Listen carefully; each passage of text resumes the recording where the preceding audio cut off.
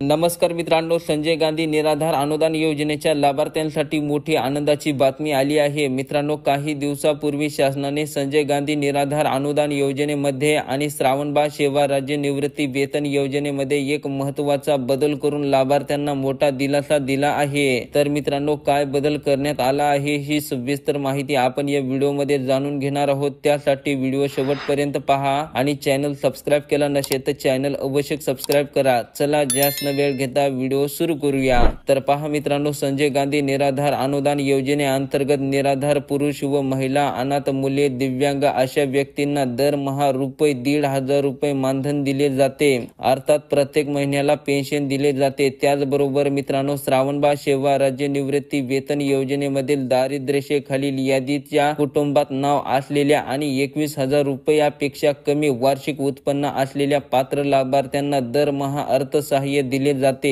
तेव्हा मित्रांनो, या संजय गांधी निराधार अनुदान योजनेत तसेच श्रावणबाळ सेवा राज्य निवृत्ती वेतन योजनेत काय मोठा बदल करण्यात आला आहे ते पहा। सामाजिक न्याय व विशेष सहाय्य विभागाच्या संजय गांधी निराधार अनुदान योजना व श्रावणबाळ सेवा राज्य निवृत्ती वेतन योजनेतील लाभार्थ्यांना दरवर्षी उत्पन्नाचा दाखला सादर करावा लागत होता। यामुळे आर्थिक वर्ष संपल्यानंतर एप्रिल ते जून या कालावधीत उत्पन्नाचा दाखला मिळवण्यासाठी लाभार्थ्यांची धावपळ पडत होती। मात्र आता ही अडचण लक्षात घेऊन सामाजिक न्याय विभागाने 50वी ओलांडलेल्या लाभार्थ्यांना 5 वर्षातून एकदाच उत्पन्नाचा दाखला द्यावा लागणार आहे। तेव्हा असा महत्त्वपूर्ण निर्णय राज्य शासनाने घेऊन लाभार्थ्यांना मोठा दिलासा दिला आहे। तर अशा प्रकारे मित्रांनो, संजय गांधी निराधार अनुदान योजना आणि श्रावणबाळ सेवा राज्य निवृत्ती वेतन योजनेच्या लाभार्थ्यांसाठी अशी ही महत्त्वपूर्ण अपडेट होती। मित्रांनो, जाता जाता व्हिडिओला लाईक करा आणि असेच महत्त्वपूर्ण अपडेट जाणून घेत राहण्यासाठी चॅनलला सबस्क्राइब केलं नसेल तर चॅनलला अवश्य सबस्क्राइब करा। धन्यवाद।